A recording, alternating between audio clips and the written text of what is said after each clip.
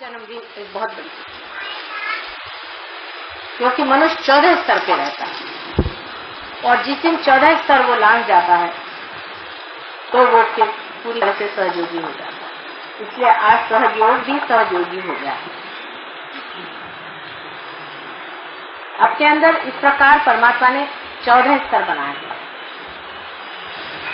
अगर आप गिनिए सीधे तरीके से तो भी अपने अंदर आप जानते हैं कि 7 चक्र की सर्वतः मिल जाती है। 7 क्या उसके अलावा और 2 चक्र जो है उसके बारे में आप लोग बातचीत ज्यादा नहीं कर सकते।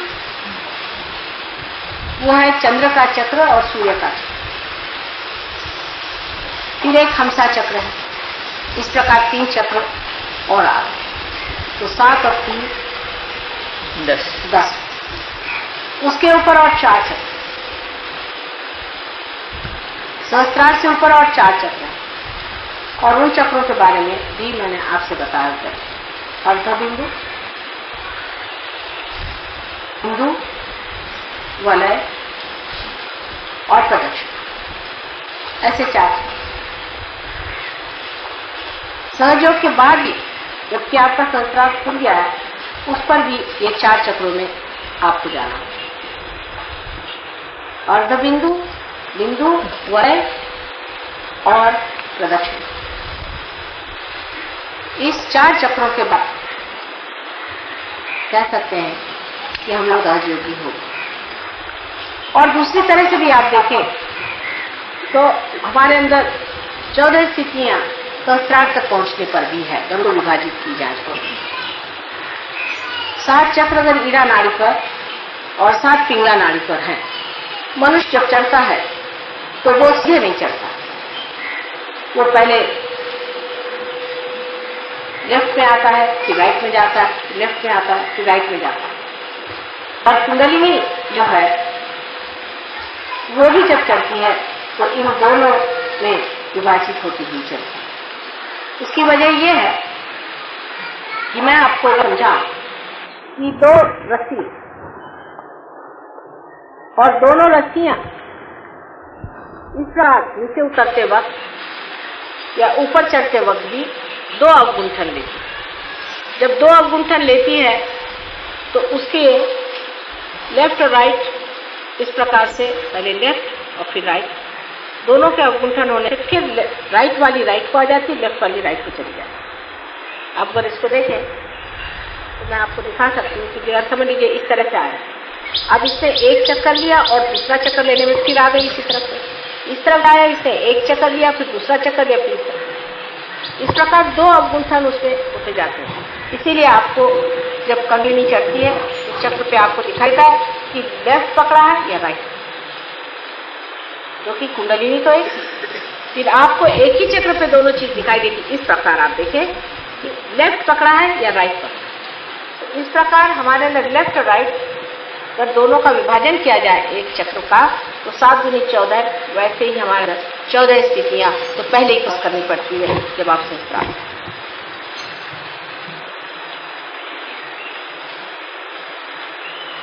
और अगर इसको आप समझ लें कि 7 ये और ऊपर के 7, इस तरह भी वो 14 का एक मार्ग है। इसलिए 14 चीज जो है वो कुंडलिनी शास्त्र में बहुत महत्वपूर्ण चीज है। और जब तक हम इस चीज को पूरी तरह से न समझें कि इस 14 चीजों से जब हम परे उठेंगे तभी हम सहयोग के पूरी तरह से अधिकारी हैं। हमको आगे बढ़ते ही रहना चाहिए और उसमें पूरी तरह से रचते रहना। राजना, विराजना, ये शब्द आपके सामने पहले बार भी मैंने बहुत कहे हैं, लेकिन आज के दिन विशेष करके हम लोगों को समझना चाहिए कि सहस्त्रार के दिन राजना क्या, विराजना क्या। रामनवमी के अवसर पे एकत्रित हुए हैं और सबने कहा है कि श्री राम के बारे में महापत है।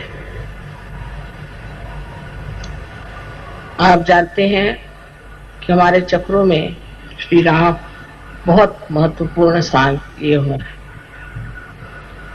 वो हमारे राइट हार्ट पर विराजित है। श्री राम एक पिता का स्थान लिए हुए हैं, इसलिए आपके पिता के कर्तव्य में या उसके प्रेम में कुछ कमी रह जाए तो ये चक्र पकड़ सकता है। सहयोग में हम समझ सकते हैं कि राम और सब जितने भी देवताएं हैं, जो कुछ भी शक्ति के स्वरूप संसार में आए हैं, वो अपना अपना कार्य करने आए। उसमें श्री राम का विशेष रूप से कार्य है।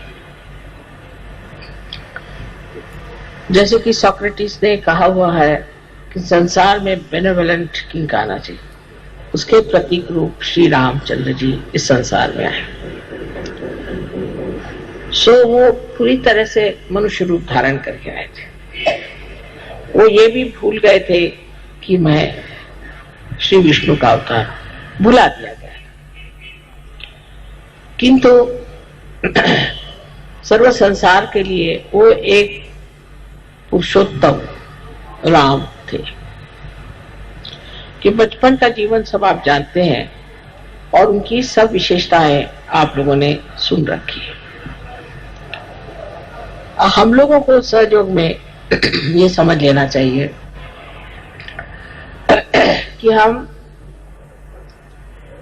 किसी भी देवता को मानते हैं और उसको हम अपना आराध्य मानते हैं, तो हमारे अंदर उसकी कौन सी विशेषताएं आई हुई, कौन से गुण हमने प्राप्त किए।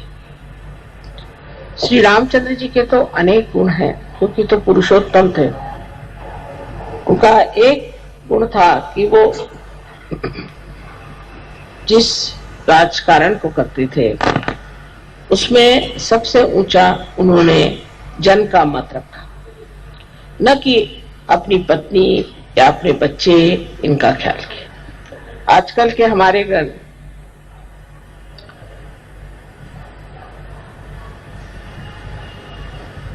राजकीय लोग, पॉलिटिशियंस इस चीज को समझ लें तो उनसे स्वार्थ ही निकल जाए, वो निस्वार्थ हो जाए, धर्मपरायण हो जाए। कि तो श्री राम की जो प्रतिमा है वही आज तक किसी ने भी अपनाने का प्रयत्न नहीं किया। उल्टे उनके भजन जरूर गाएंगे, उनके नाम से बहुत बड़े बड़े ऑर्गेनाइजेशन बने हैं, राम मंदिर बनाएंगे, लेकिन ये सब बना लेने से क्या श्री राम आपके अंदर प्रवेश कर सकते हैं? क्या आपके जीवन में उनका प्रकाश आ सकता है या नहीं? यह सिर्फ सहयोगी ही कर सकते हैं कि अपने अंदर बसे हुए श्री राम को अपने चित्त के प्रकाश में लाएं। वो अत्यंत निरपेक्ष थे। ऐसे तो सभी देवता लोग किसी भी पाप पुण्य से रहित होते हैं। कोई सा भी पाप जिसे हम पाप कहते हैं वो अगर करें तो वो पाप नहीं होता। जैसे श्री कृष्ण ने इतने लोगों को मारा, श्री राम ने रावण का वध किया, ये हमारे दुनियाई दृष्टि से हो सकता है कि पाप हो, किंतु परमात्मा की दृष्टि से नहीं हो सकता, क्योंकि इन्होंने दुष्टों का नाश किया, इन्होंने बुराई को हटाया और इनको अधिकार है कि ये इस कार्य को करने के लिए जो कुछ भी कर सकते हैं वो करें। जैसे देवी ने राक्षसों को संहार किया, राक्षसों का संहार किया, तो कोई कहेगा कि देवी ने ये पाप किया, किंतु उनका कार्य ही ये है कि वो राक्षसों का संहार करे और जो साधु हैं उन लोगों को संभाले। श्री रामचंद्र जी के जीवन में एक अहिल्योद्धार बहुत बड़ी चीज है। उन्होंने अहिल्या का उद्धार किया क्योंकि उसके पति ने उसे शापित कर दिया था। उस जमाने में भी कोई स्त्री अगर किसी भी तरह से वाम मार्ग में चली जाती थी तो उसका पति अगर साधु हो और उसकी स्थिति अगर ऊंची हो तो उसे शापित कर देता था। किंतु अहिल्या पे झूठा ही उन्होंने आरोप लगाया था, इल्जाम लगाया था, और इस तरह से उसको भी उन्होंने पत्थर बना दिया। तो श्री राम ने उस अहिल्या का भी उद्धार कर दिया। विशेषकर उनकी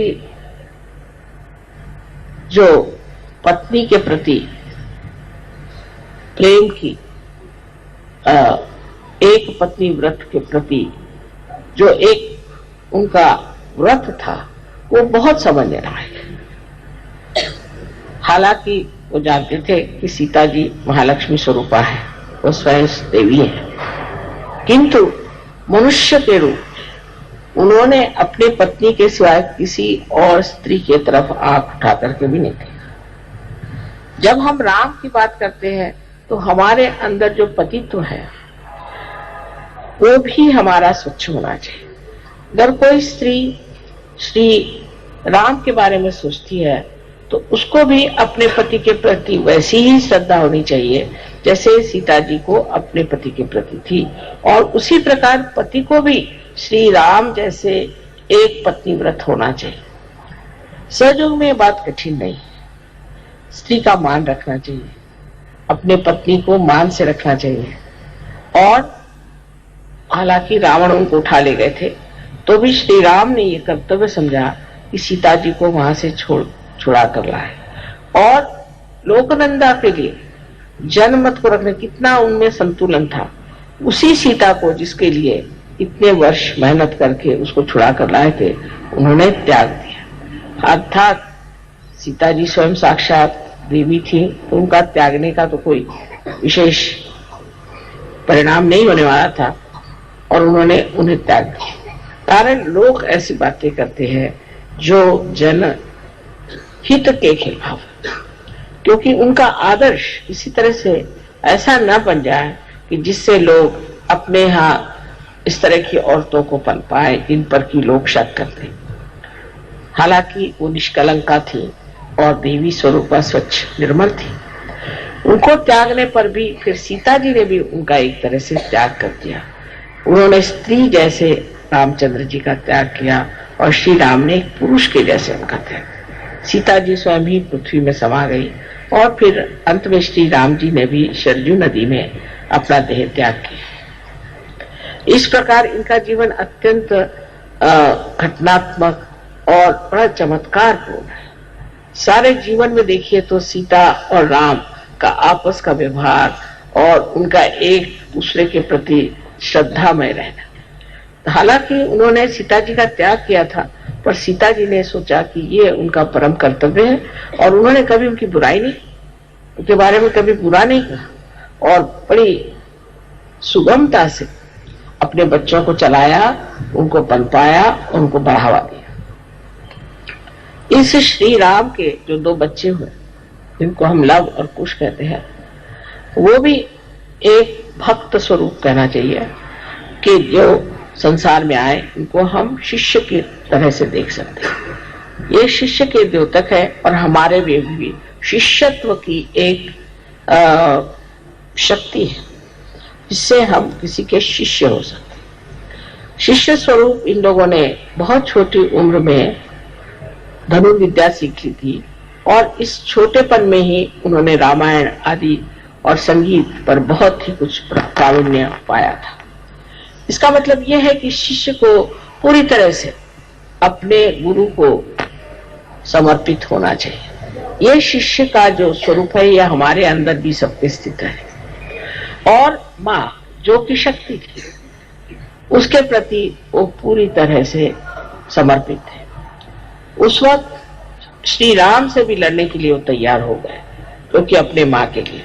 तो माँ को उन्होंने दुनिया में सबसे ऊंची चीज समझी, और उस माँ ने भी अपने बच्चों को पालना, उनका संवर्धन करना, उनको धर्म में खड़ा करना और उनकी पूरी प्रगति करना एकमेव कर्तव्य किया। नहीं तो अपने आजकल की औरतें रात दिन रोते ही रहेंगे, मेरे पति ने छोड़ दिया, पति ने छोड़ दिया, और जब पति मिलेगा तो उससे लड़ती रहेंगी हर समय, और जब पति ने छोड़ दिया तो रोती रहेंगी। छोड़ दिया तो कोई बात नहीं, मेरे बच्चे हैं, इनको मुझे संभालना है।